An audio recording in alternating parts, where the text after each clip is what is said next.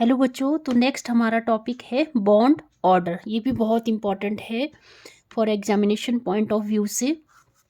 तो ये bond order क्या होता है? बॉन्ड ऑर्डर होता है जैसे कार्बन और कार्बन के बीच में वन बॉन्ड है, ऑक्सीजन ऑक्सीजन के बीच में टू बॉन्ड है, nitrogen triple bond, nitrogen three bonds है। ये हमने पिछले वाले वीडियो में जैसे मैंने पढ़ाया आपको और बताया भी कैसे बनते हैं ये बॉन्ड। तो ये नंबर ऑफ बॉन्ड्स, जो नंबर ऑफ कोवेलेंट बॉन्ड होता है जो म्यूचुअल शेयरिंग से बनते हैं। Number of covalent bond present between two atom, दो एटम के बीच में प्रेजेंट होते हैं, उसी को ही हम बॉन्ड ऑर्डर बोलते हैं। तो number of covalent bond, number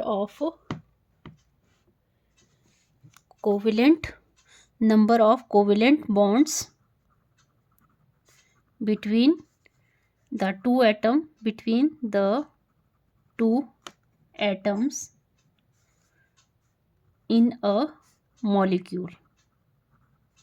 ठीक है, जो हम लेंगे होमो एटॉमिक मॉलिक्यूल्स जैसे H2O2 N2। आपको पता है हाइड्रोजन में सिंगल बॉन्ड होता है, ऑक्सीजन में डबल बॉन्ड होता है, और नाइट्रोजन में ट्रिपल बॉन्ड होता है। नाइट्रोजन मॉलिक्यूल में ट्रिपल बॉन्ड होता है, ऑक्सीजन मॉलिक्यूल में डबल बॉन्ड होता है, और हाइड्रोजन के केस में सिंगल बॉन्ड होता है। तो इसका बॉन्ड ऑर्डर देखो। अब बॉन्ड ऑर्डर, इसमें सिंगल बॉन्ड है तो इसका बॉन्ड ऑर्डर क्या होगा? बॉन्ड ऑर्डर हाइड्रोजन और हाइड्रोजन के केस में 1, और ऑक्सीजन के केस में बॉन्ड ऑर्डर 2, और नाइट्रोजन के केस में बॉन्ड ऑर्डर 3। ठीक है, ये पता लग गया। ओके, फिर है कि कुछ जो आइसो इलेक्ट्रॉनिक स्पीसीज हैं, जैसे कुछ आइसो इलेक्ट्रॉनिक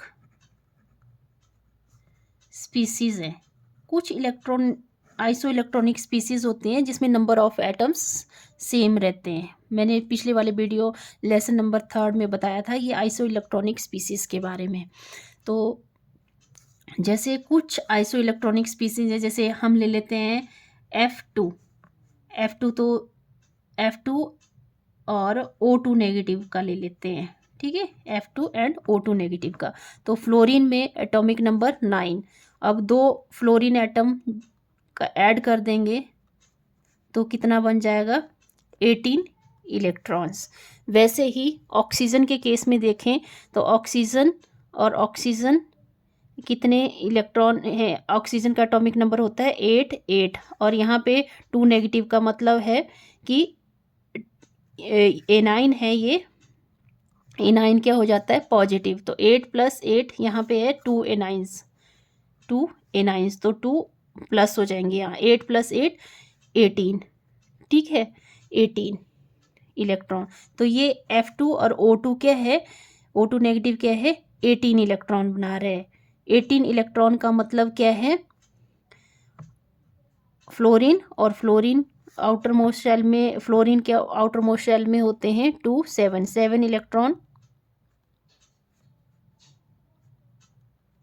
7 इलेक्ट्रॉन। तो एक शेयर ये यहाँ से ले लेगा और एक एटम यहाँ से ले लेगा, तो फ्लोरीन के बीच में क्या बॉन्ड बन रहा है? 1। ठीक है, 1 बॉन्ड बन रहा है। इसका मतलब इसका बॉन्ड ऑर्डर क्या आया? F2 और O2 नेगेटिव के केस में बॉन्ड ऑर्डर आएगा 1। ठीक है, क्योंकि इसमें जो आइसो इलेक्ट्रॉनिक स्पीसीज थे वो सेम आ रहे थे। ठीक है, एक केस तो ये हो गया। दूसरा केस था हमारे पास N2CO एंड NO पॉजिटिव। ठीक है, N2CO और NO पॉजिटिव। तो N2 में हमें पता है नाइट्रोजन एटॉमिक नंबर 7, तो 2 नाइट्रोजन एटम ले लेंगे और इसको ऐड कर देंगे 7 + 7, तो 14 इलेक्ट्रॉन्स बन गए। CO के केस में देखें तो कार्बन का एटॉमिक नंबर 6 और ऑक्सीजन का एटॉमिक नंबर 8, तो कितने इलेक्ट्रॉन हो गए? 14 इलेक्ट्रॉन। और NO पॉजिटिव मतलब केटाइन बन रहा है, नाइट्रोजन का एटॉमिक नंबर होता है 7, ऑक्सीजन का एटॉमिक नंबर होता है 8, और यहाँ पे है केटाइन, केटाइन का मतलब होता है ये -1। तो यहाँ पे 17 कितना बन गया 8, 15, 15 - 1 14 इलेक्ट्रॉन। तो ये क्या आ रहे हैं, एक जैसे इलेक्ट्रॉन आ रहे हैं, मतलब आइसो इलेक्ट्रॉनिक स्पीसीज हैं ये। तो इसमें किसने बराबर, मतलब नाइट्रोजन की तरह इलेक्ट्रॉन आ रहे हैं 14 14 14। तो ये बॉन्ड ऑर्डर कितना आएगा, नाइट्रोजन के केस में बॉन्ड ऑर्डर आता था 3। ठीक है, तो इनमें सभी में बॉन्ड ऑर्डर कितना आ जाएगा, बॉन्ड ऑर्डर 3। ठीक है, बॉन्ड ऑर्डर कितना आ जाएगा 3। तो आई होप आपको ये समझ आया होगा। फिर है फैक्टर अफेक्टिंग, कौन कौन से फैक्टर हैं जो factor affecting the bond order, इसके बारे में हम मॉलिक्यूलर ऑर्बिटल थ्योरी में भी पढ़ेंगे। मॉलिक्यूलर ऑर्बिटल थ्योरी में तो इसका एक फॉर्मूला बना दी है, उसके अकॉर्डिंग आप बॉन्ड ऑर्डर भी निकाल सकते हैं। ठीक है, पर उसके लिए आपको सारा लिखना पड़ेगा, पहले बॉन्ड ऑर्डर मतलब सारा लिखना पड़ेगा, उसके बाद आप बॉन्ड ऑर्डर निकाल सकते हैं बॉन्डिंग और एंटी बॉन्डिंग ऑर्बिटल के बीच में। अगर आपको वो नहीं आता करने तो आप ऐसे भी कर सकते हो। ठीक है, तो फर्स्ट है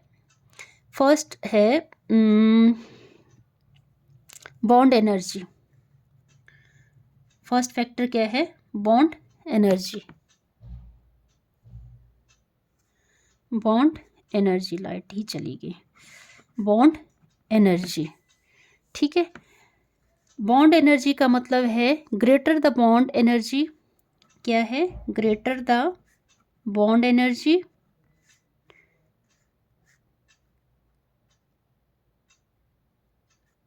greater is the bond order, then greater will be the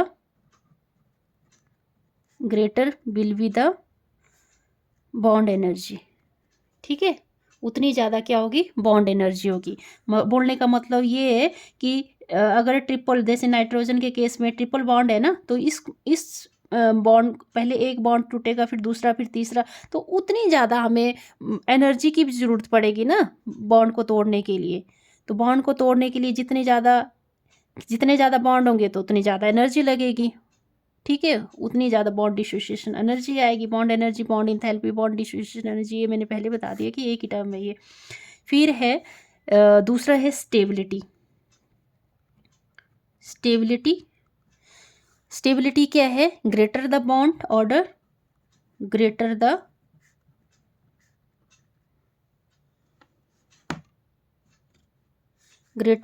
bond order, more is the stability।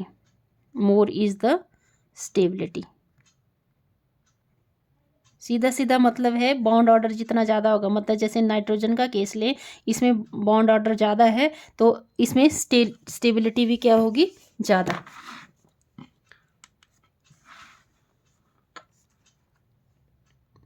ठीक है, बॉन्ड ऑर्डर जितना ज़्यादा है उतनी ज़्यादा स्टेबिलिटी भी होगी, मतलब स्टेबल होगा ये। ठीक है, और तीसरा केस है बॉन्ड लेंथ। बॉन्ड लेंथ भी इसको अफेक्ट करती है, बॉन्ड ऑर्डर को। बॉन्ड लेंथ क्या है, जितना ज़्यादा बॉन्ड ऑर्डर होगा उसके इन्वर्सली प्रोपोर्शनल बॉन्ड लेंथ होगी। मतलब हमने डाउन द ग्रुप क्या पढ़ा था, जैसे हमने फ्लोरीन, क्लोरीन, ब्रोमीन, आयोडीन का एग्जांपल लिया था, तो नीचे को बॉन्ड लेंथ बढ़ रही थी ना, क्योंकि नंबर ऑफ शेल्स बढ़ रहे थे। तो यहाँ पे क्या है, जितने ज़्यादा बॉन्ड ऑर्डर होंगे उसके इन्वर्सली प्रोपोर्शनल क्या होगी, बॉन्ड लेंथ होगी। मतलब बॉन्ड ऑर्डर ज़्यादा होगा तो बॉन्ड लेंथ क्या होगी, थोड़ी होगी। ठीक है, अगर बॉन्ड एनर्जी ग्रेटर देन 0 है, ठीक है, बॉन्ड ऑर्डर अगर 0 से ज़्यादा है तो मॉलिक्यूल फॉर्म होगा, मॉलिक्यूल फॉर्म्ड। अगर बॉन्ड एनर्जी लेस देन 0 है तो मॉलिक्यूल नॉट फॉर्म। ठीक है, तो इससे रिलेटेड एक एग्जांपल है वो कर लेते हैं।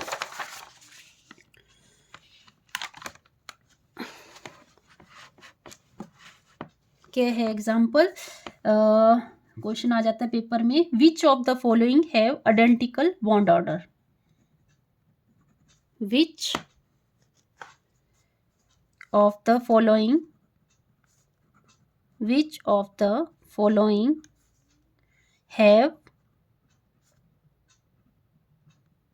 identical bond order, किसका आइडेंटिकल बॉन्ड ऑर्डर आएगा? फर्स्ट दिया हुआ है SN नेगेटिव, दूसरा केस दिया है NO पॉजिटिव, थर्ड केस दिया है O2 नेगेटिव और फोर्थ केस दिया है O2 नेगेटिव। ठीक है, तो फर्स्ट केस में हम जैसे निकालते हैं,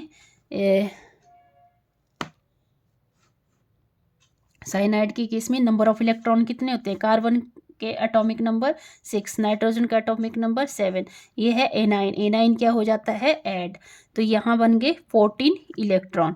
दूसरा केस लेते हैं हम NO पॉजिटिव का, ठीक है, NO पॉजिटिव का, तो नाइट्रोजन का एटॉमिक नंबर 7, ऑक्सीजन का एटॉमिक नंबर 8 और यहाँ पे क्या है? केटाइन क्या हो जाता है? माइनस, तो यहाँ पे 15 - 1 14 इलेक्ट्रॉन। ठीक है, थर्ड केस है O2 नेगेटिव, ऑक्सीजन का एटॉमिक नंबर 8, 2 ऑक्सीजन एटम है तो 8 + 8 और यहाँ पे क्या है? A9 क्या हो जाता है? प्लस, तो यहाँ पे बन जाएंगे 17 इलेक्ट्रॉन। फिर है O2 नेगेटिव, तो नंबर ऑफ इलेक्ट्रॉन 2 ऑक्सीजन है तो 8 + 8 एटॉमिक नंबर 8 + 8, यहाँ है A9 तो 2 इसमें ऐड हो जाएंगे, तो 8 + 8 16, 16 + 2 18 इलेक्ट्रॉन। तो देखो इसमें आइसो इलेक्ट्रॉनिक क्या है? आइसो इलेक्ट्रॉनिक ये है, मतलब एक जैसे नंबर ऑफ इलेक्ट्रॉन्स क्या है? दोनों में सेम है। तो 14 इलेक्ट्रॉन किस में बनते हैं? N2 नाइट्रोजन में बनते हैं ना 14 इलेक्ट्रॉन्स। तो हमारा ये वाला केस क्या है? साइनाइड, मतलब A और B, cyanide and NO positive, ये क्या है? इसमें नंबर ऑफ स्पीसीज सेम बन रहे हैं और नंबर ऑफ इलेक्ट्रॉन्स भी सेम है और इसका बॉन्ड ऑर्डर कितना बनेगा? N2 की तरह बनेगा, जो क्या होता है? बॉन्ड ऑर्डर 3 होता है। बॉन्ड ऑर्डर क्या है नाइट्रोजन के केस में? 3, तो साइनाइड और NO पॉजिटिव के केस में बॉन्ड ऑर्डर क्या आ जाएगा? 3। तो ठीक है, अगर आपको वीडियो समझ आया तो प्लीज़ लाइक करें, शेयर करें और सब्सक्राइब करें चैनल को ज़्यादा से ज़्यादा।